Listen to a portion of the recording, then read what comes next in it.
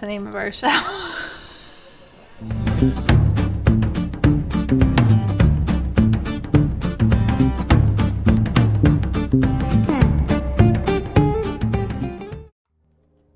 Hi, everybody, and welcome to The Large Glass. I'm Todd. I'm Terri. And we are happy to have you. The Large Glass is our Tuesday night stream where we bring you a new artist or art-related theme every week. And we share a beverage, and we chat with all of you. And so we're looking forward to hanging out tonight. Hi, Mom. I see you in the chat there. Nice to see you. Hello. Hello. Episode 39. We're on episode 39. What are we doing next week for 40? I don't know. Yeah, we do. We shouldn't talk about it. Yeah. You're like, do we really know? Do we? There's Pumpkin Audrey. Hello. And there's 63. Hey, Hello. TNT. Hello. Hello, hello, hello. Nice to see all of you. We're glad you're here. Yes. A lot going on this week. It's been a crazy busy week. It has been. I mean, one thing we have been doing lately that's really kind of exciting is we're creating some new content. And one of the things that we're doing is, you know how we're really big on artist birthdays, and we mentioned that in the newsletter today. Well, we're now doing a series of artist shorts. We call it Artist Supplemental, which basically we'll take the birthdays for that week, and then we do a 1-minute informative quick video that will live on YouTube and TikTok, oddly. Yeah. And so we're going to show you one of those tonight. We've got a couple made, but only one posted. And then as the birthdays roll out throughout the weeks coming up, we're going to be posting those, and you'll be able to see them. Yeah. And the whole reason we're telling you about this, even though we only have one made, we have more than one made, we only have one posted, is because by telling you this, it becomes your job to hold us to that commitment. So if we fall down, we want to know. That is the thing. Once you vocalize a commitment, you're kind of sticking with it. Yeah. Yeah. There's Jess Park and Boo Jazz and Ben Hagenbush and DM Schmee or Dave. Hi, everybody. It's good to see you all. We got some cool stuff going on tonight. Yeah, we do. And I guess we should start with our pour, as we usually do. Where's our artist from? Our artist is from, well, he spent most of his life in New York, but he's from Massachusetts. Yes. Well, and you know, he still has that, at the end of his life, he still had that, at 101, he still had that Massachusetts accent, which... I couldn't really hear it too much. No? He sounded to me like a New Yorker, but... Oh, I could totally hear the Boston in there. Huh. There's Mom subscribing again. Ooh, she just subscribed for 7 months. You're on a 7-month streak. That's awesome. Oh, that's hair. Thank you for that. So we decided we had to choose between Massachusetts and New York. We didn't do both, and we decided to go with one of our favorites, which is Southern Tier. We got a new one to try. This is the Extra Mile Easygoing IPA. Ooh. So it's a lighter IPA. And I have not tried this one before the show, so... Yeah, so she might make a face. The facial expressions are going to be real. Yeah, sometimes she gets a little, do you want me to only pour you a little bit? Oh, no, that's okay. Should I pour you one? No, you want to pour me one? Well, I said I would last true, you did. Week, all right. So, yeah. All right, I would love that. Thank you. You're very nice. Should I try to get a little... You can't hear Jack on this. I mean, with the bottle. Ooh. Yeah, 63. The hops are, it's sometimes good, sometimes bad. So real citrusy and real hoppy, that's a no-go. But there are some IPAs that seem to be okay. This is for you. This is for you. Thank you very much. You're really gonna... We're going to switch cans and everything. I want all of mine. Cheers. Episode 39. Cheers to all of you. Let us know what you're drinking in the chat. Let us We'd love to hear. Hopefully it's from New York or Massachusetts, but if not... That's okay. Who cares? Ooh, that's smooth. Ooh, that's actually good. Yeah, all right. Yeah, I'm not a hoppy person, so this is pretty good. I know. Yeah. And Southern Tier, and we are in no way, shape, or form. We're in no way, shape, or form sponsored by any company, unless companies are willing to pay to have Oh, it says we love Lakewood on the side. I was born in Lakewood, So I was like, yeah. Yeah, but you were born in Lakewood, New Jersey. Yes. I don't think they're but it's talking. still, who cares? It says we love Lakewood. They obviously made this for you. They obviously did. Obviously. Yes, that's awesome. Gin and tonic with a cucumber. Ooh, that 63 sounds says, good. great face, Terry. There's John Park. Hi, John. Nice to see you. Hello. And let's see. Well, we got the drink out of the way. I was about to say some nice things about Southern Tier and that we're not sponsored by them, which is true. They make a very good pumpkin ale. I know I say that every single time, but it is so good. Well, you say it every time we have this beer. Every time. Should we celebrate somebody? Let's celebrate. I think we're going to thank a follower. And, wait a minute. We're not supposed to have that. He's not there. following us. No, he's not. Now, how the heck did he get... Hold on. Let's see if we can get rid of him. Will he go away? There we go. There we go. So we're going to introduce you to that guy in a little while. But let's do a featured follower. A special thanks to DM Schmee. Dave, thanks for following. Thanks for being there every episode from episode 1. You have watched every single one, and we really Yes. appreciate that. And We listen do. to me, everybody that's out there that comes lately all the time. We're getting to you. We are. With an episode, it's going to be tough, but we wanted to make that one special. So don't worry. The various people that are here a lot, we'll get to them. We will. All right. So, yay me. Wow. Yeah. Thanks, Dave. We appreciate that. All right. Let's do a little news. Let's do some news. Let's roll through some news. What do we have for news? I only have one story in the news tonight, and it's a death, unfortunately. But Carlito Carvalhosa, Brazilian artist, painter, sculptor, fantastic artist, passed away this week, and far too young, frankly, at 59 years old. Great explorer of materials, experimental in his work, a quintessential artist, constantly sort of moving through different processes and materials. He's had shows at the MoMA. He's had shows at a lot of the big museums around the world. His name is not a household name in terms of the art world for most. And I thought it was really important to recognize and celebrate him. I feel connected to that. This is the piece he did at the MoMA with this massive scrim that hung in that 5-story atrium, and the material was so lightweight that it just very, very gently picked up the breeze. 63 says, Todd, what's playing in the background? Well, that background happens to be the bar we're in. There's some music back there. I forget the name of that song that we have back there. Bluebird, is it? Bluebird's on our stream starting soon. I don't remember what the 63, I will find that out for you and let you know.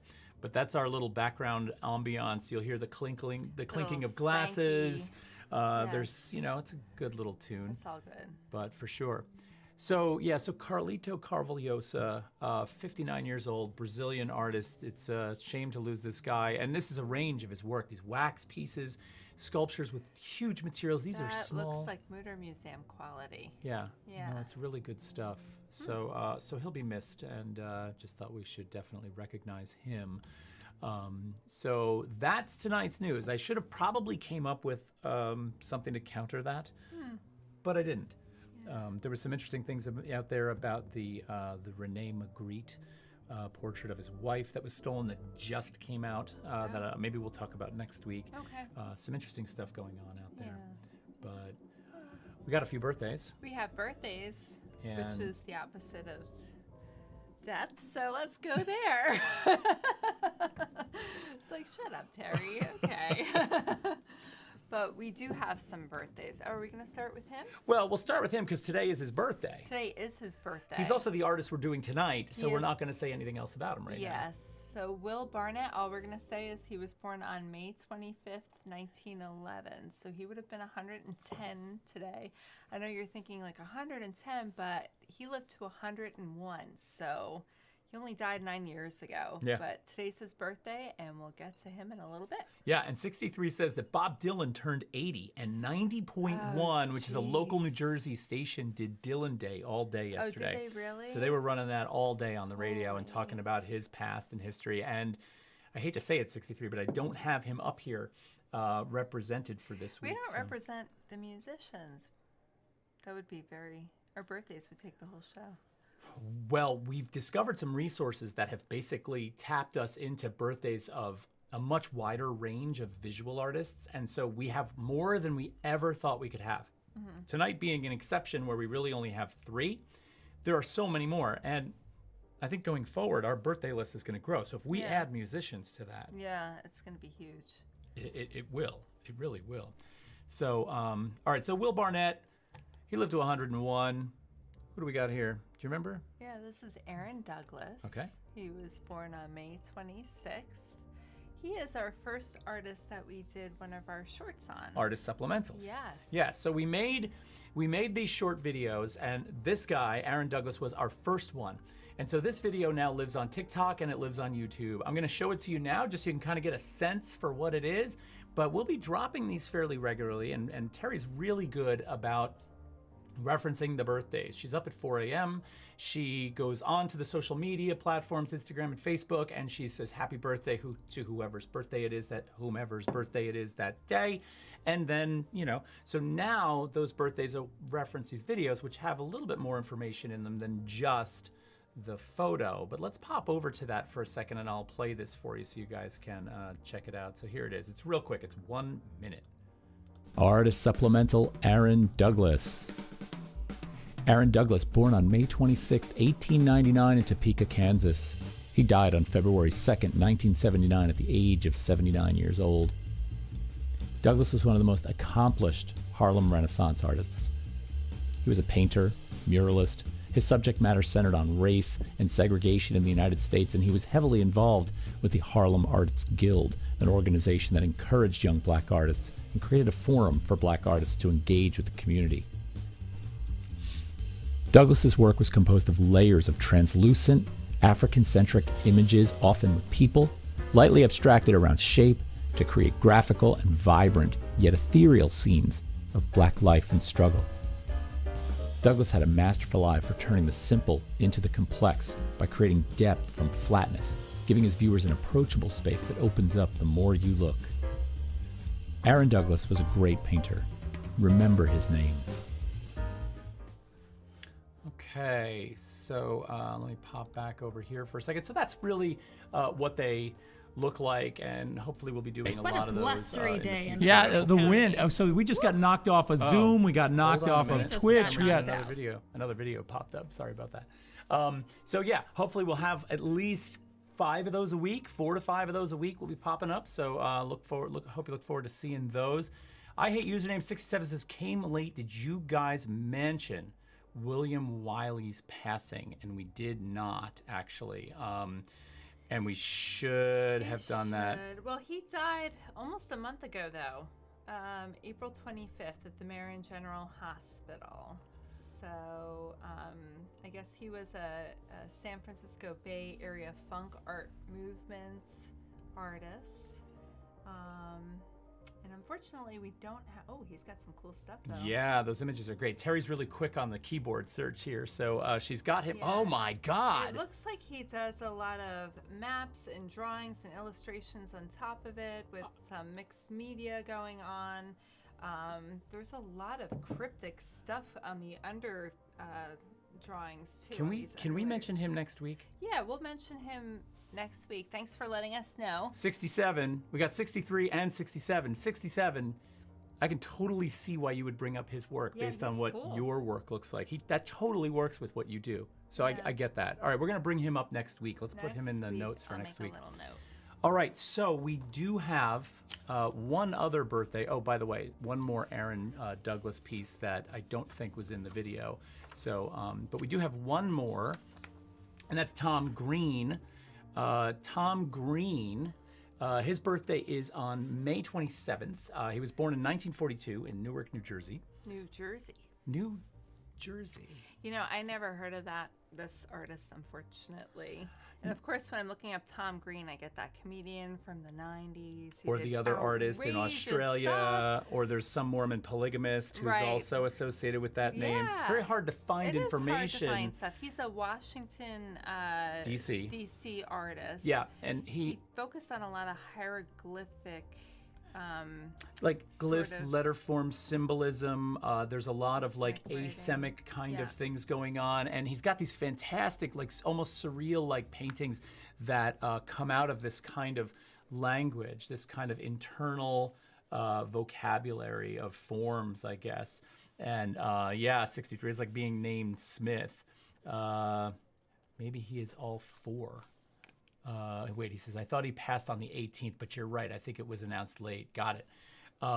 So Tom Green's got some really amazing paintings. He taught at the Corcoran College of Art and Design for 40 years and really had quite a career.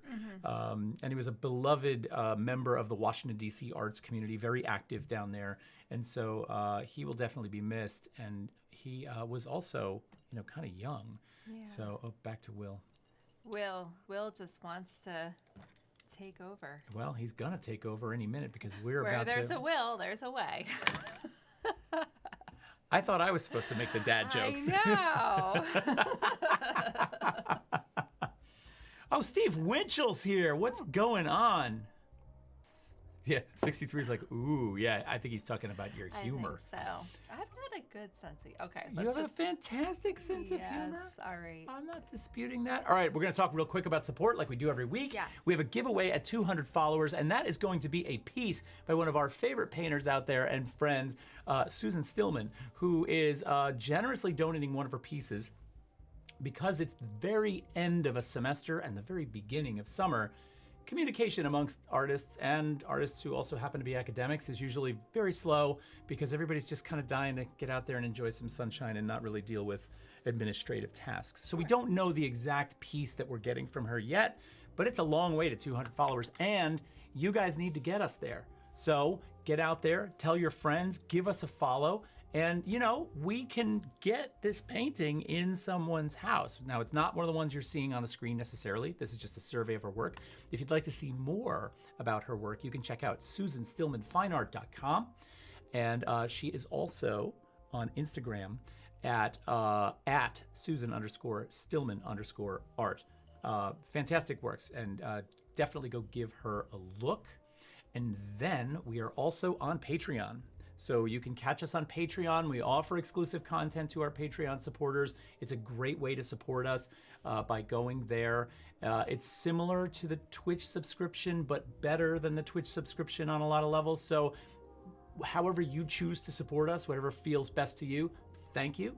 If you can't support us financially, then tell a friend to come watch the show. We would really be grateful for that. We really would like to spread the word and get people watching this. And so that would be another way. Why can I speak? I've had like 2 sips of beer. Ooh. Age. Or maybe it's a good thing she's a nurse because anyway, enough of that. So Patreon, thank you. I didn't put the Patreon address up there, but there it is. Go. All right, so let's move on. Let's move on. Let's get to here. Okay. So we're going to talk Will Barnet tonight? We're going to talk Will Barnet tonight. And I have to say, I wasn't very familiar with him until episode 22 of The Large Glass when Scultore mentioned him. Yes. And you and I were trying to remember in what context, who was he comparing the artist to? And I found out it was episode 22. We were looking at lovers for the Valentine's episode. And he had mentioned it in reference to Ridley Howard's paintings. Oh, that makes sense. Yeah, that makes because sense. Ridley Howard had very flat kind of figures. But I'm also seeing some cross-reference with Holly Coolest too, and we'll get into that in a little bit as Oh, for well. sure. For sure. But tonight's artist... Should we go to tonight's artist? Yes. Okay, let's go. Let's go. Let me push the buttons. Hold on a minute. All right, here we go. So tonight we have Will Barnet, as you already know, and you already saw this picture, but here he is. You already saw this picture. And he's probably about 99 in this picture, I think, when this interview was done. He's in his late 90s in this image. To be clear, he did pass away 10 years ago? 10 years ago, at 9 years ago, at 101. And he was working on pieces for a show in Montclair, New Jersey, at the Montclair Art Museum. His son was a teacher there in arts, so he curated a retrospective of his dad's work and was putting some new pieces in. So this was one of the images of him still working on some of the pieces for that show. And 10 years ago, there was an interview with his son teaching a class at Montclair, Montclair State University in New Jersey. And in that interview, his son was 71 years old. And Will was still, kind of painting away. And so it was fantastic, to see them at that age, well, 71's not really that old, but to imagine being 71 and your dad is like a famous painter and he's still cranking them out. Now you'll notice, if you can see in the back of this picture here of Will, the work he's working on is rather abstract, and he did take a very abstract turn later in life with his work, but earlier works of his were really quite figurative, which is why Sculptore was comparing him to Ridley Howard. Correct. So maybe we should start with some figurative work. Yeah, well, let's start with the beginning. Well, I almost feel like we're about to sing a song. Yeah. Oh my goodness. Yeah. Cue the Start sound of music. Start with the very beginning. All right, let's start with the very beginning. So he was born on May 25th, 1911. He was born in Beverly, Massachusetts. It was a very coastal New England area. His father was a Russian immigrant. He was a machinist in a shoe factory, and his mother stayed at home to raise him. I believe he was an only child. He led a very quiet sort of life. He believes that a lot of his artwork reflects some of that solitude and loneliness, because he felt that that's kind of the way he grew up. He was used to being alone and doing his own thing. He knew from a very early age that he wanted to be an artist. He was 10 and he was decided. So his parents actually had a studio for him in the basement that he could go down and work in. He mostly works with painting, watercolors. He creates very dreamlike images, figures, animals. Some of his first encounters with art and artifacts, one such encounter involved a cemetery where he was walking around and he was looking at the carvings of skeletal bones. That was a little bit of an influence on him, as well as working in a play when he was in middle school. And it was for a Japanese style play, and he worked on some of the settings, and it's believed that that is what influenced some of his style. Yeah. And I just want to make some comments here. So 63 says we should all be so lucky. Memory Vessel's here. Hi, Memory Vessel, saying good evening to us. Hello. 63 says it looks like Jacob Lawrence, and it totally does. Oh, it and that's a reference that I wanted to actually bring in some images of, but you and I hadn't really talked about that, so I didn't want to throw you off and be like, Oh, that's okay. you'd be like, and I haven't seen this painting before. And I'd be like, because that's not him. And then you'd get mad. And then Ben says just 5 colors, it looks like, which, I think he probably is on the money. Almost monochromatic. Almost. So there was one thing in there that you said about loneliness, that he was an only child growing up. He knew he wanted to be an artist very young. I believe he was an only child, yeah. And maybe he wasn't, but he does reference loneliness a lot. And one of the areas he mentions loneliness in his interviews that I had picked up on is he says, if you decide you're going to be an artist, you're on your own. You really have this kind of struggle or this battle with the world and yourself to kind of, and I guess, we have communities, right? We have artist communities and we support each other to some degree, with either studio visits or finding each other's shows, whatever the case may be. But it's really, you're creating the work because you feel like you have to. And so that's really on you. Right, and I can see that being well. Of course, it's not that I can see it. I live it. It's a very solitary kind of thing when you're making the work.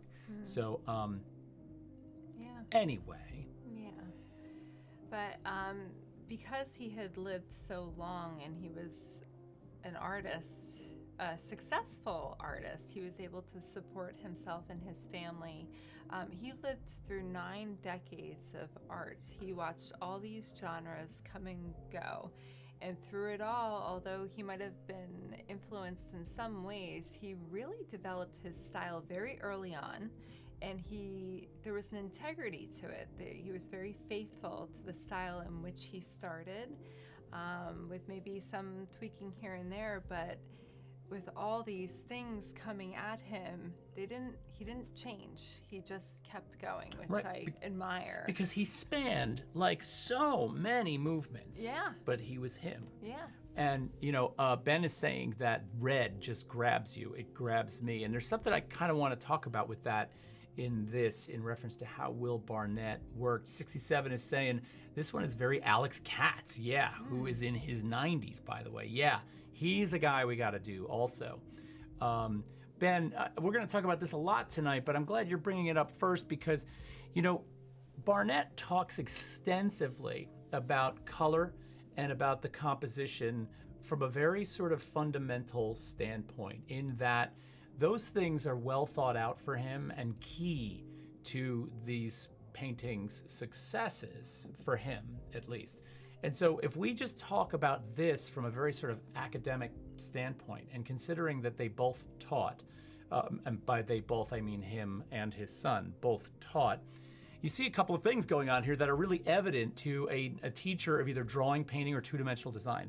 So one, you have a triangular composition, right? You look at where the crest of the book, where the spine of the book meets the top of the painting, functions almost like a point.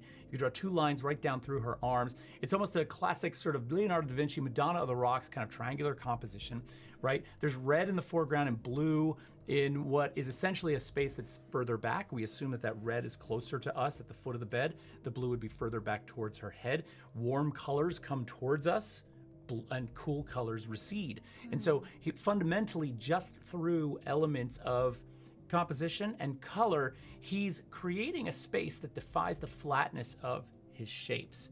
And this is like two-dimensional design 101 on some level, right? But you can see that here. And so my first inclination when I see a painting like this, being a teacher, is I'm like, oh yeah, this guy teaches. He's not fumbling his way through. He's working kind of analytically, from those very basic building blocks. So Ben brings up a really good point here. Yeah. But I do like this piece on many other levels, other than that one. But let's see what else we have. Yeah, I really like the simplicity that seems to be involved, because it's got a certain like I grew up in the 80s and 70s, so to me this does have that feel to it a little bit. I want to say it's timeless, but for me, I do draw back on some of the illustrations and the artwork from that time period. And I'm trying to remember, all right, somebody out there's going to have to give me this name, but the School of Art at Columbia University has a building named after this guy. He was the guy in the 80s who made all those paintings of sports figures, and what the heck was that guy's name? But when I think of the 80s, I immediately think of that. Well, he's probably more 70s than 80s. Maybe. But anyway, I'm not quite sure. Anyway. Neilman. Yes. Neiman. Yes, Neiman. Yes. And let's see. Memory Vessel says, love the organic ebbing sliver of red. Yeah. Yes. Wait, go back to that. Yes. I like that too, where it just rides around.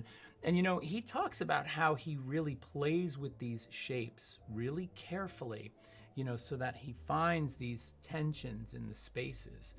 6-3. Wait a minute. No, Nagel's a different one. Actually, Memory Vessel, Nagel's a perfect reference to what Terri's talking about from the standpoint of those posters in the 80s that have that kind of flatness and remind her of this. And Neiman is the sports painter. So they're both actually very, accurate for what we're talking about here. Definitely. God, Nagel. Ugh. Anyway, that's okay. You had to have that poster, Yeah. right? That fashion-y kind of Nagel poster in the black, thin Yes. Spencer Gifts frame. Yes. Anyway, I'm sorry, I'm running over you right now. No, you're doing great. So well, do you want me to go back to some more of the academic, Sure. biographical I think that's great stuff. Okay. So when he went to school, he did go to the School of the Museum of Fine Arts in Boston. He had experiences in school such as watching John Singer Sargent work on huge murals, especially at the Boston Public Library. That was one of his influences. He stayed there until he graduated, and then he eventually moved out to New York City, where he spent the majority of his life. In 1930, he began to study at the Art Student League of New York. And I watched an interview with him talking. He really fit in there. And he was a student, and he kind of said that he knew he wanted a job there in printmaking. But they already had somebody there. So he waited it out. He showed up every day. He's like, I'm going to work here. And eventually the person retired or gave up the position in 4 years, and he moved in on it. So he started teaching there. And It's kind of how it works. yeah, so he saw what he wanted, and he stayed there for a number of years. He taught lots of other famous artists. Some of his students included James Rosenquist, Knox Martin, Emile Milan, Paul Jenkins, Ethel Fisher, Cy Twombly, Mark Rothko, and Eva Hess. So, yeah, he had some big students. Oh my God! Like, Yeah. He also taught at Cooper Union and Yale and the Pennsylvania Academy of Fine Arts. oh my God! Yeah, so he had quite a resume there. He was represented by Bertha Schaefer Gallery in New York City.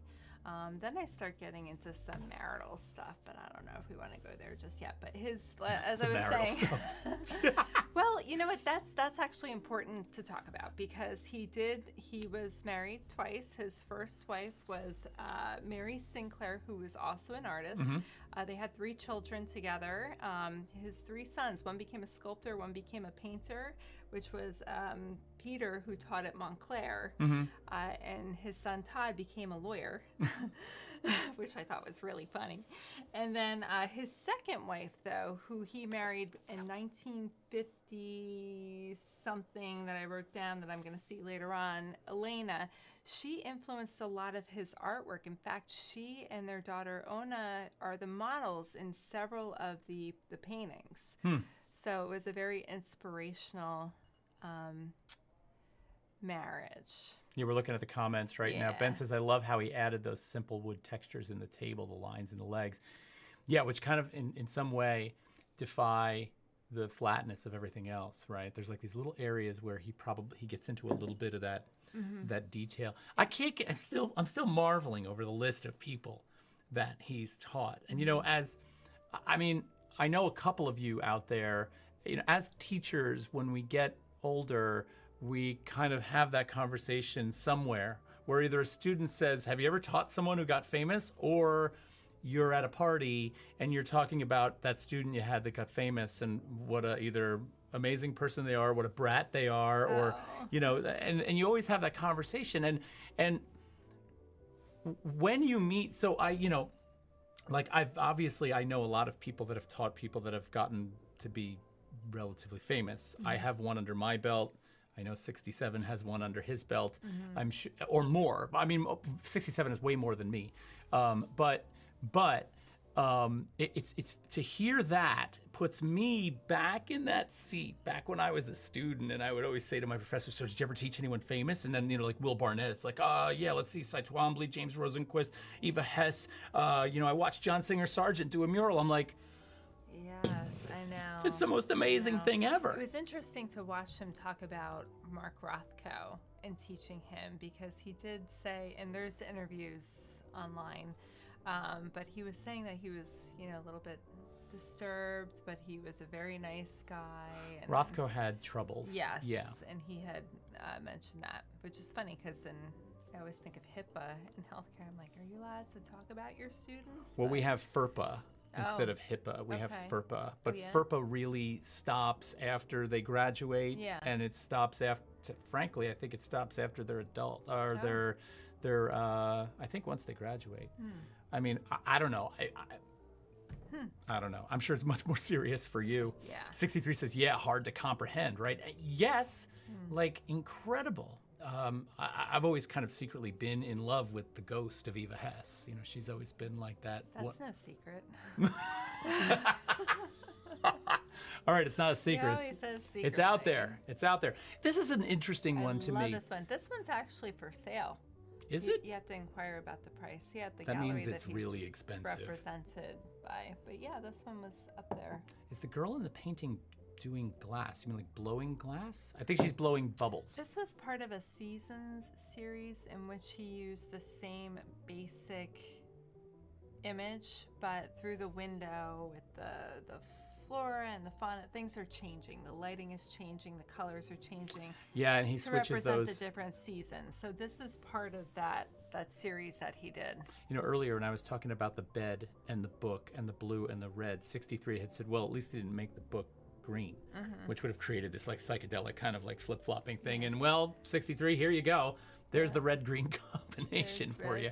But, you know, in this case, it actually does something really interesting with her and really puts the focus on her and less on what she's doing. It's almost like the creativity thing, whether it's glass, which I don't think it is, but that's a good question, or blowing bubbles. But the act itself is obscured almost by the nature. She's still very prominent, but what she's doing is not so much so. And this kind of goes to Barnet's, you know, whole thing about how, you know, the artist is kind of alone because what they do is often overlooked by most people, which I get. Yeah. So this one I thought was strange because this goes outside of his very sort of flat, you know, he you can tell he's still focused on shape. He's still got interesting relations in terms of how things are layered and how he creates space, which is, you know, in this one very awkward to me. That grid that's created between the bench and the fence, they sort of fight one another. And of course, the man standing behind the bench but in front of the tree with the cane in front of him, he sets up these very sort of tricky compositional games that you kind of have to play to work the whole thing out. You know, because if you're going to try and determine the relationship between that man and the girl and her sort of free, sort of spirited dance on top of the bench with the birds and his sort of locked in, jailed kind of presence, you know, I mean, it's actually quite good that way, right? Well, actually, usually with his colors too, they're so flat, and this one just has a little bit more life to it, especially in the skin tones, because you see some dappling there with the blues and the peaches. So his flesh tones here are emerging off from that flatness and a little bit of texture this time too. Which is why I thought it was interesting. 63 wonders if we know the name of this one. I can find out for you. Okay, I'll just keep yammering on. Yeah, you keep yammering. We're checking on that. We're checking on that. So, yeah, there's some interesting things that I think go on in this from that standpoint in the way in which he plays with that. What's the title? Gramercy Park 3. Oh. It is oil on canvas, 36.5 inches by 29.5 inches. It was actually done in 2007. So this is one of his later pieces. He's in his late 90s when he created it. Which is strange because, number one, he was really abstract at that point, right?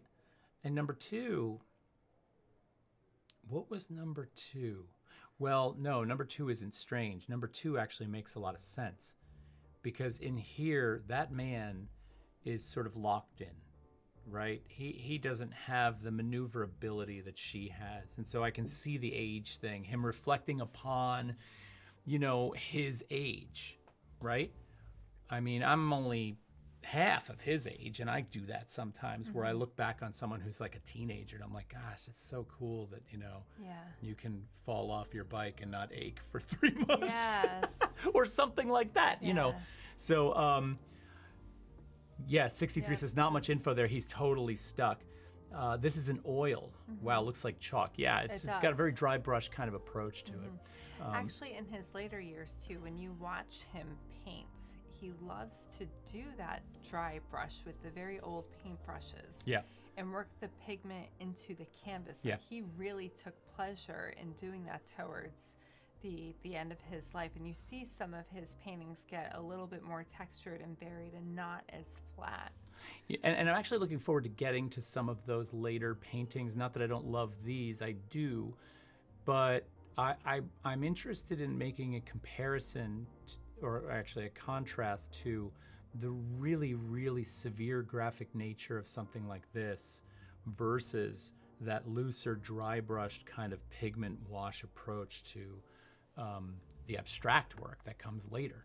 So, but here we are again with the same girl, no longer blowing bubbles, now playing chess with an unknown person. The cat in an impossible position on the window. But a lot of his paintings take that window frame or the door.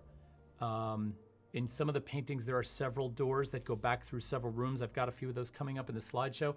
And he uses that opportunity for some really, really awkward compositional spaces, like the man behind the bench in front of the tree, but now window or door. So maybe we'll get to some of this. I love, love, love this painting. This one's called Remy, 1962, also oil on canvas, 31 by 26 inches. Yeah. I mean, talk about a careful and poetic use of shape, right? I mean, that space that her hands are folded in, that's sort of like, it's almost like her head and the opening of her dress are like this keyhole, right? It's like the way in, which is a real literal kind of reference to that shape. But yeah, and then that cape also almost creates like an illusion of this negative positive space that you're playing with a little bit there too. Yeah.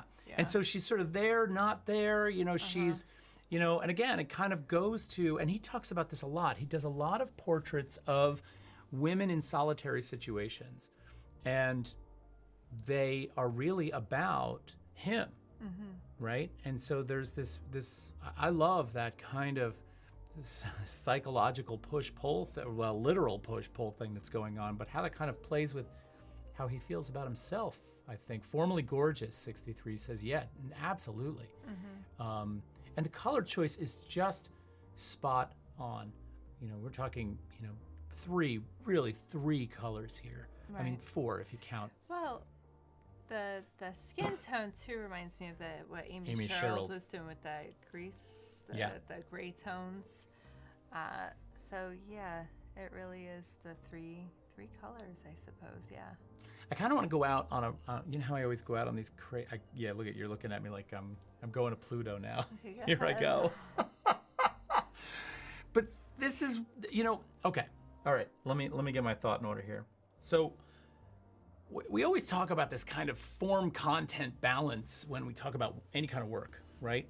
Is it more of a formal thing or is it more of a conceptual thing? And we play with those notions of how the pie is divided between form and content. What I'm often interested in, which is this is kind of a subset of the form-content balance, right? It's sort of a very close cousin to that.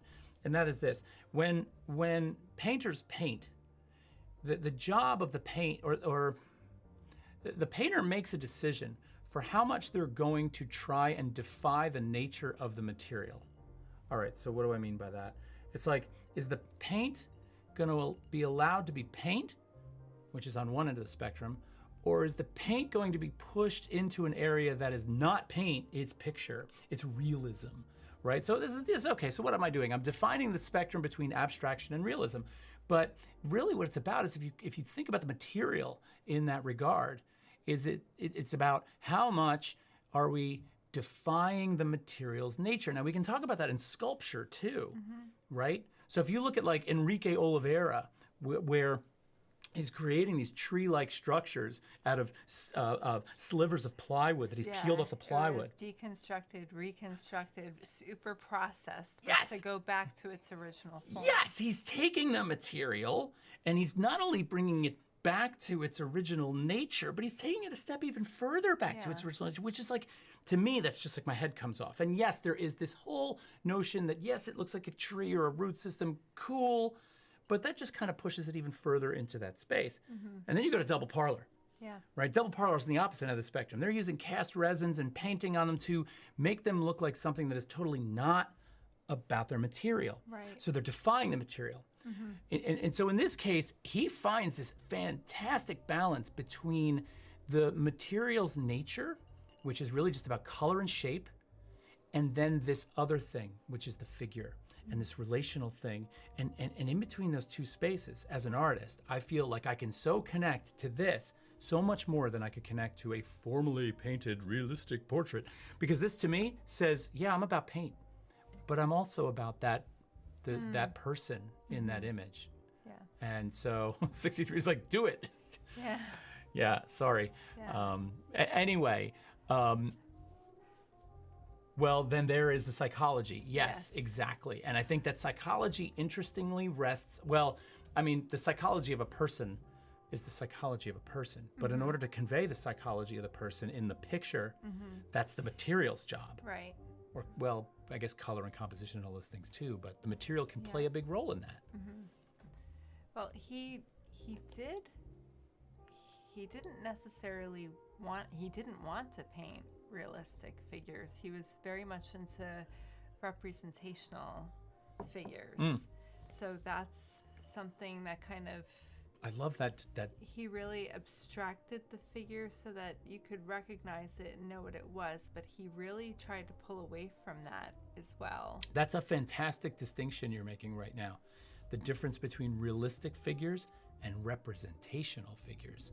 Because one might confuse the word representational with realistic, but that's a really nice, I love that you just said that. That's a really nice division between those two worlds. Here's that one with the doors that I was talking about before, how he takes that sort of framework and goes boom, boom, boom, boom, boom. And, you know, there's someone back there, and it's, you know, it kind of becomes difficult to know. Yeah, the other thing I want to kind of point out is you see some repeating metaphors in some of his paintings, like an underlying symbolism that he doesn't admit to or anything. But you see, like, you know, you see the cat emerge in several of the pieces. You also see this parrot. The parrot comes in quite a few of his paintings when he's doing this representational figurative art.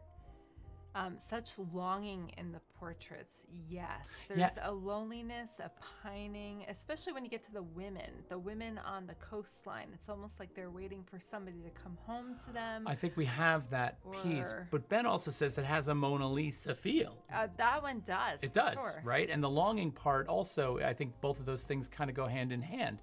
But then here's the woman gazing out some unknown space, like the doorway, right? Has a Seurat quality. It does. Yeah, the texture in the wall for sure. I mean, as well as the rest of it, of course. But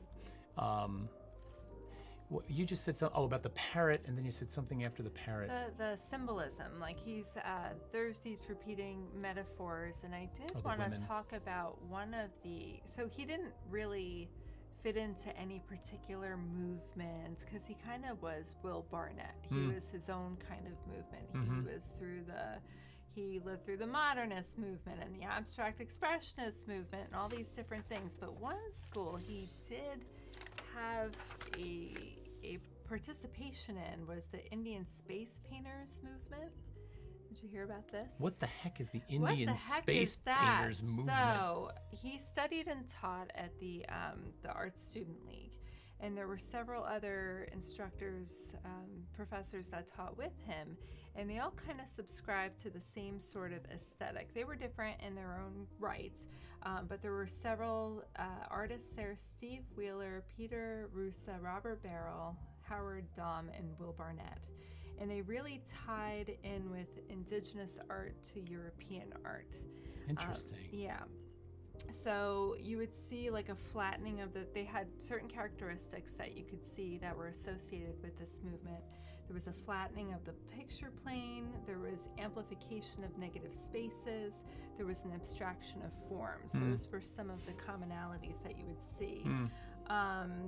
They really tried to avoid transference of symbolism. Like in the Native Americans, their spirituality would be attributed to certain forms with connotations and symbolism. Sure. Whereas the Indian space painter movement tried to avoid the transference of symbolism. So that tended to make their artwork more surreal, and it was more in line with Dadaism. So there was this whole school that kind of emerged. That's really the only school he kind of stepped outside of his little Will Barnet box. Yeah, it's an odd school, but I thought that was really interesting that they created that. Right. Memory Vessel says, you say he took a turn to abstract, but there's a lot of abstraction in the shape and planes of space happening in these portraits. Yeah, totally. Yeah. And when you get to the really abstracted ones, you can still see it. Like the connection is right there. And I love him for this. You know, a long while ago when we were on episode 3, Who did we do in episode 3 again? Was that Enrique Oliveira? No, the abstract painter. It was Carla Knight who was 2. After Carla Knight. Enrique Oliveira. I've got you on the spot now. I don't know. It'll come to me, but you know. Amy. No. Yeah, Silman. Silman? No. It'll come to me. It'll come to him. Anyway, what I'm thinking about here is how abstraction for us as a topic on our show was one that was hard to, let's put it this way. Will Barnet's paintings, from his figurative work into abstraction, are a perfect teaching tool for how to lead a person into the world of abstraction who might not otherwise really understand the connection between it and some other kind of representational form. This is true. Right? And so I love these for that. And Memory Vessel makes a very good point in how that abstraction's already here, right? Let's see. Ben, he did this one as well. I know that the variation is incredible. Madam X comes to mind. Ben says this one is his favorite.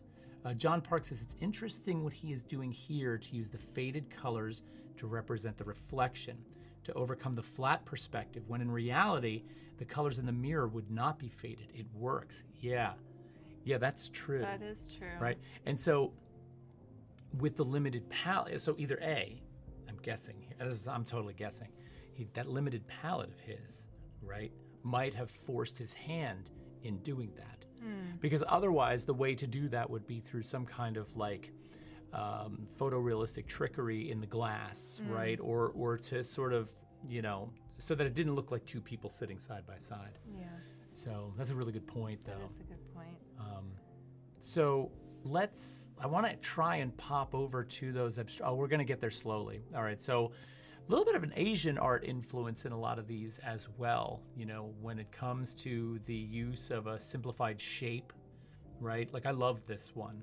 Oh yes, you can definitely see it in these paintings. And the majority, when he was working like this seems to be the 70s, 80s. That's really when he was doing a lot of these images. Yeah. So let's keep cruising because I want to. Oh wait. These pieces, the next 2 pieces, are so strange. So strange and fascinating. I can't get enough of this painting. So there's definitely a Rousseau kind of feeling here. Yeah. So this is called New England Family. It's 1984 oil on canvas, 61 and a half inches by 55 and 1/4 inches. The thing we were talking about earlier with that portrait of the woman, that very, very abstracted, simplified portrait, and how her sort of neckline becomes that void, and there's that whole positive negative play. I love how that happens here with the baby in the dad's sweater. There's a total void there. Yeah. This child almost emerges from the father, right? And the mother is there, but to me, and this might have had something to do with his relationship with his mom, I'm not sure, but there seems to be a secondary element there. She kind of sort of holds the rattle, but you can kind of, to me, there's a much greater connection to the dad here. Yeah. So I don't know. This is just such a weird piece to me. It is. Got to wrap my head around this one for a little while. Yeah. I want to make a comment, but I don't want to make a comment. Like even the It never stops me. The breasts are different here. Like they're a little askew. The line, there's just something, and anatomically that's very normal in women. But there's just something about the way that he's pronouncing that to me. And then he's got this rattle shape here that's kind of emulating, but it's more perfectly round with the orbs. So there's something, he's almost like alluding to something off kilter or asymmetric, maybe in their relationship and the division of what's going on in the dynamic of the relationship. But that was like a big clue to me. I don't know. Huh. No? No, I'm thinking about it. I like the reference. Sometimes I have to tell my students this sometimes. Oftentimes a comment will come up and I need to spend a fair bit of time with it before I can, there are moments when, you can just kind of fly off and go. And then there's other times where it's like, I want to spend some time with that. But I am interested in the reference between her breasts and the rattle form. Like there's, that's something to think about for sure. I like the way he does hands. Yeah. He, that's a tough thing to do, and I really kind of like those. His left hand, and Mom just said his left hand is very large. Very large. It's a weird thing. It All right, is. let's move on. Let's move on. You want to talk about a messed up painting? This is white and yellow top, 1986, oil on canvas, 30.5 inches by 35 1/4 inch. And again, the body in this becomes this very sort of shape-oriented weird void. I keep using the word weird. I don't like that word. Yeah, what can... But look at the cat. Curious. Very curious. Curious works. But look at the cat. The cat has this is the first time we've seen this realism with this guy. Right? It's almost like he's painting the hair. Boojaz says, kind of reminds me of the folk art scene in a Wes Anderson movie. There you go. Yeah. It does it does kind of have a Wes Anderson vibe, right? It does. And I think Boojaz is talking about this. Oh yeah, like a this Tannenbaum is very reference. Tannenbaum. Yeah. Good one, Boojaz. I like that. Ben just says me. Aw. Interesting. Ben's relating to this one. Anyway, I think he's just got this moment when he gets into this later phase where I think he's about to break into that abstract period, right? Because I think he's having this moment where maybe he's unsure about how much flatness he continues to want to make in these figures. Then he starts to push towards that sort of brushy kind of realistic approach.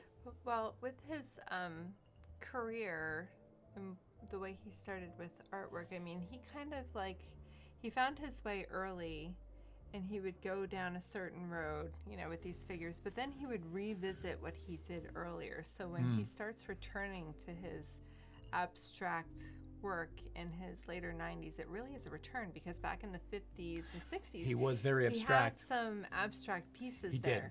So he does tend to revisit his own art work and what he worked in, not necessarily any other period that was popular at the time.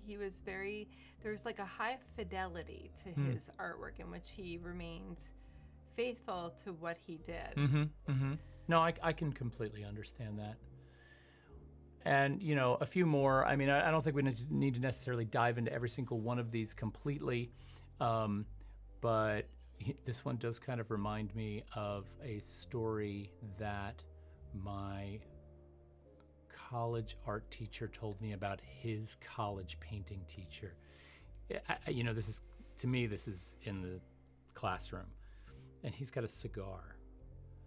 And I just remember this story that my teacher told me about how he was working on a painting when he was in college. And, even when I was young, you could smoke in a class practically. I think they just banned smoking in the classroom, and I think some people still did it. But back then, everybody smoked in the painting studios, and even the teacher would walk around with a cigar, right? And he said that he was working on this painting, and he could feel the teacher's presence over his shoulder, and the teacher's just like sucking on this cigar, and the thing's getting like real hot and red, and the whole area is filling up with smoke. And and he was worried about what the teacher thought of it, when all of a sudden the teacher just reaches over with the cigar and burns a hole right in the canvas and walked away. That's nice. Oh my God, I love waxing poetic on the old days of teaching. Old days of teaching. That painting was the cigar, by the way, so that was the name of it. Yeah, totally. But I mean, we all relate to these on different levels. I think he worked on that painting for about a decade, too. 1988 through 1999. I don't think it's a good painting. No. I really don't. I think I do but, not. I like seeing paintings that, good, bad, whichever. Jess Park says, I like the play in texture. Just a couple of pops in the cat and the hair and the toy, but flat most everywhere else. Yes, yeah. No, that's true. That's true. And there's also these really, really straightforward references to shape. There's the grid, right? There's the rectilinear forms. There's this sort of spade-like form of the top. There's the circular form of the ball. And it's just like, it's almost like he's like, okay, let's take all the basic geometries and use them. The outlining of the kid is interesting too. You see that blue coming through. And when I think back to when Scultori first compared Will Barnet to Ridley Howard, and I think Holly Coulis in a way, because they use those kinds of outlines. Holly Coulis used these blue outlines in her forms and stuff like that. So I almost think they might have been influenced by Will Barnet, but Yeah. I'm just guessing. No. I think that's a good reference. This is not a good painting, so we're going to move on. 63 says we'd get totally fired. Yeah, we would, because, we didn't go through, I don't know, 9 reports and a 7-person committee chaired by people from 3 different departments to make sure that the B- we gave the student was legitimate. I'll stop complaining. By the way, you just mentioned Scultore again, and I thought of something I want to point out before we go on. Yes. Scultore today had a farewell party because he's retiring from his job at the Court Tree Collective Gallery in Industry City in Brooklyn. And if you're watching Scultore, or if you watch tomorrow, good job. And I did put a little video up there. I toasted you in that video, and I'm sorry that I could not be there because, that's something that was really important to me, and that I would have been there if I could have been there. So kudos to you, and you're coming out here, or I'm coming to you real soon. All right, so there's a little toast for Scultore. All right, so let's get on, because we are at 9:01. Oh goodness! And we're gonna bust over to some. This is called Now and Then. Hard to believe this is the same guy. Yes, I love his abstract pieces. I do too. Yeah. I do too. Yeah. As a matter of fact, if you handed me one of each and said which one do you want to take, I'd be torn. Mm-hmm. I would definitely be torn. Yeah. This one was painted in 2003, so this is one of his later pieces in his 90s, early 90s. Oil on canvas 31 3/8 of an inch by 19.5 inches. It's called Go-Go 2. Yeah, but again, I love the texture. He's like breaking away from those flat planes a little bit. He is, but he gets back into those. But the other thing is here are all of the shape elements from the other pieces, but now they are sort of dissected, taken apart, and sort of collaged together almost. Mm-hmm. Yeah, Ben, he's totally versatile. I wonder why such a switch to this. Yeah. That's an interesting thought. And again, Mom, back in the 50s when he worked, he did have some more abstract works. And then, of course, there is, like Memory Vessel was saying, there is that notion of the abstraction in those flattened forms and the very sort of defined kind of shape compositions in them. So if you were to just take apart that woman, for example, that we saw before, that was, the brown and gray tones, and just sort of reshuffle the deck and separate them, you have a painting like this, right? So it isn't too far of a departure on some level, or a painting like this. Mm-hmm. So it's kind of cool to see, especially as he gets older. Yeah. Right? Mm-hmm. Typically, we get stuck in what we do when we get older. Yeah. I'm generalizing, of course, but I love to see him breaking out and moving into this whole new area. And besides, this is now in the 2000s. Right? And so what did he do? He was a figurative painter. In the 2000s, when figurative painting is all the rage, that's what you're supposed to be doing. He stops doing it. I'm going to go back. He's like, I don't like this. This one was 2005. So this is Ahab too. It's also oil on canvas. I love this. Mm-hmm. And then you were talking a little bit about the indigenous stuff, and I can't help but wonder if this is also sort of maybe a hearkening back to that kind of language, that kind of pictorial language on some level, kind of hitting the surface again. 63 says, now he's moving into Milton Avery territory, or Avery moved into his. Yeah, it's a good point. And that's also, like another strange kind of change, to kind of move away from figurative into this. Mm-hmm. Mom says, love this one. This one has a black cat. Was that the previous? I think it was this one. Oh, yeah. Because that does remind me of the cat form from the one with the bed. That form on top, and a little bit of, look at the way the blue form arcs around. Very reminiscent of the early forms, in the covers on the bed, right? So anyway, I really love to see this transition. I love this.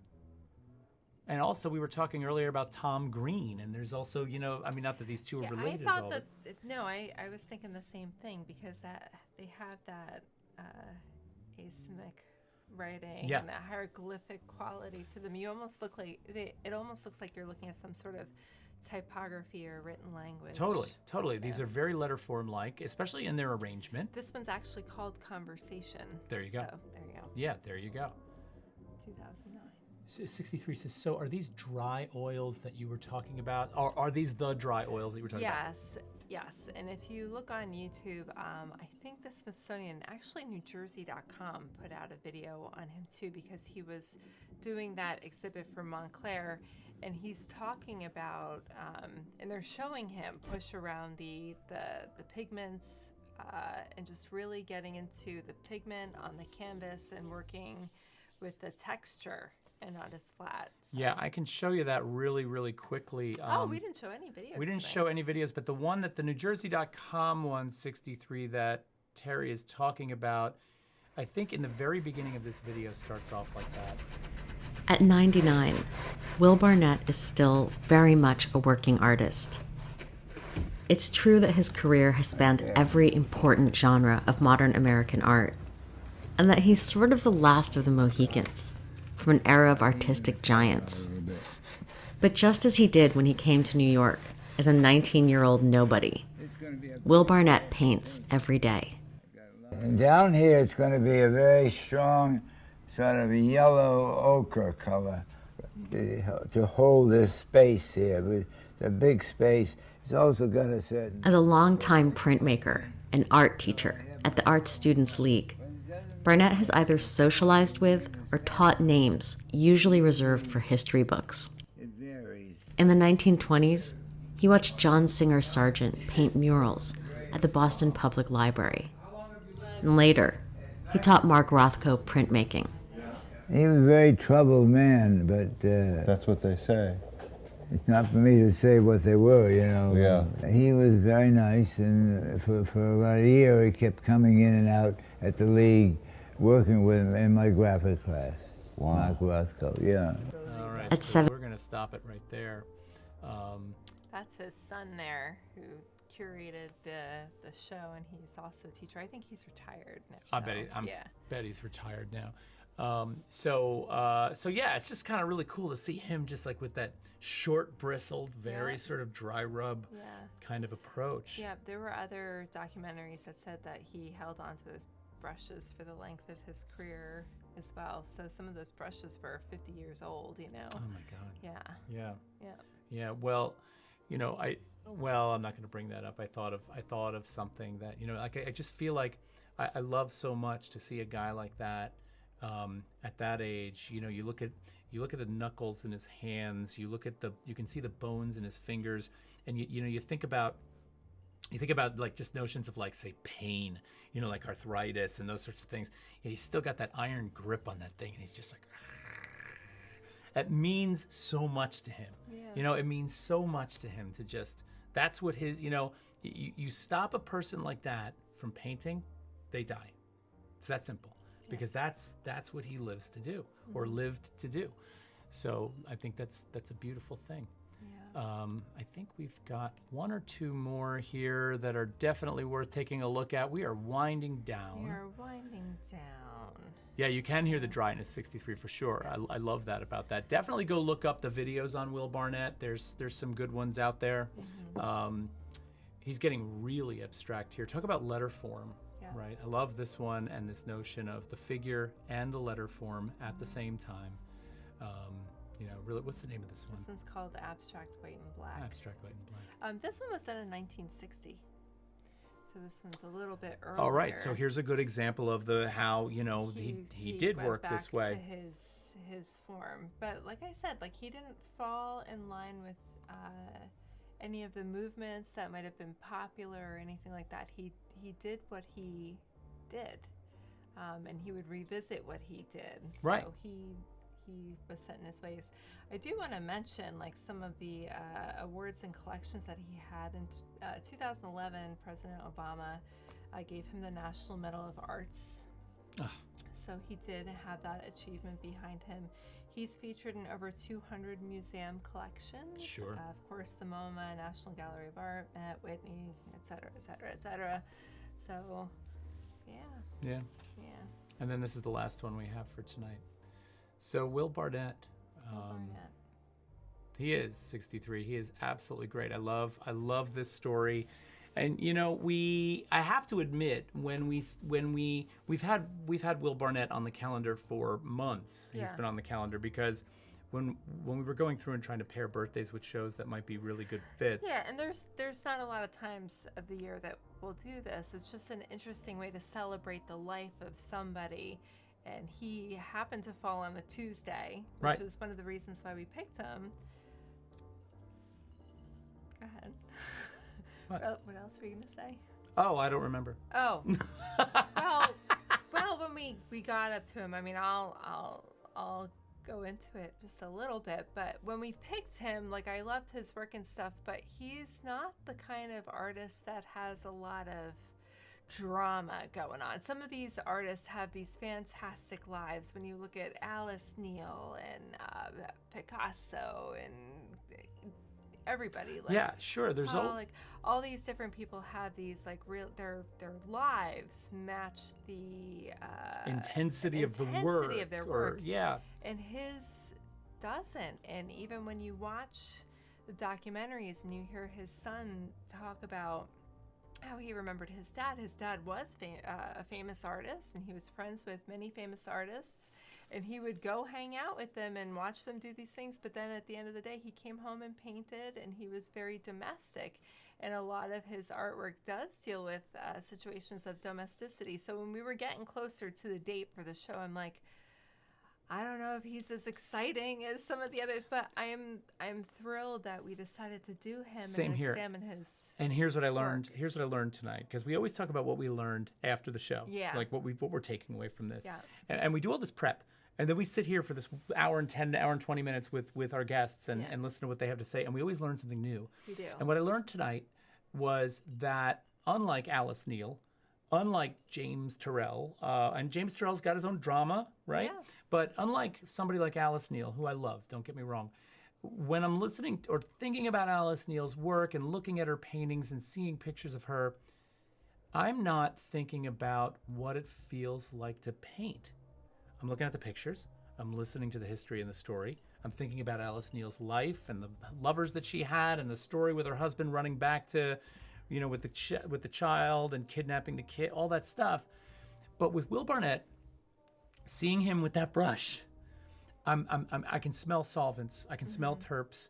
I can feel that sensation of the brush on the canvas, and that, to me, there's a realness in that. Yeah. Is it dramatic and exciting? No, but that's okay, Yeah. because there's a tactility there, and a physicality to that Yeah. that I'm in love with. Yeah. So I love that his life followed his art. He was true to himself and what he loved to do, and he was very committed to painting and his artwork, and yeah. he was great.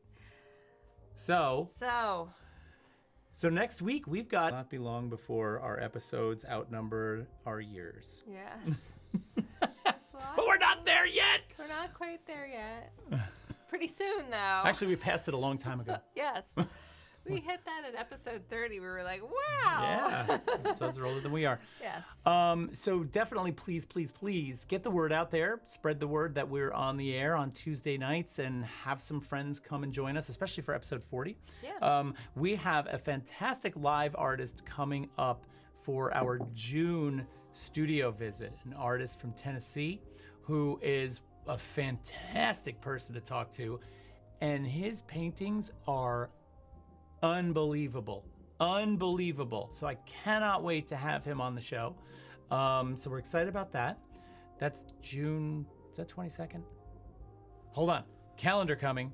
Let's see when, and I'm not going to say his name because I don't want to give it away just yet. I think you're right. I think it's June 22nd. I am pretty sure it is the 20th. It is. So on June 22nd, we have our next live in the studio guest with us.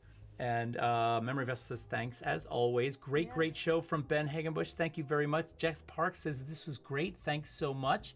DM Shmee, great show, guys. Always learning something new. Yes, and thanks for your support, DM. Tonight is your night. Your night. We were thanking you. Another great show from Pumpkin Audrey. Mom says this show is amazing. Loved it. Ben says, nice, guys. Thank you. All right, everybody. We loved having you here. Thank you so much for joining us.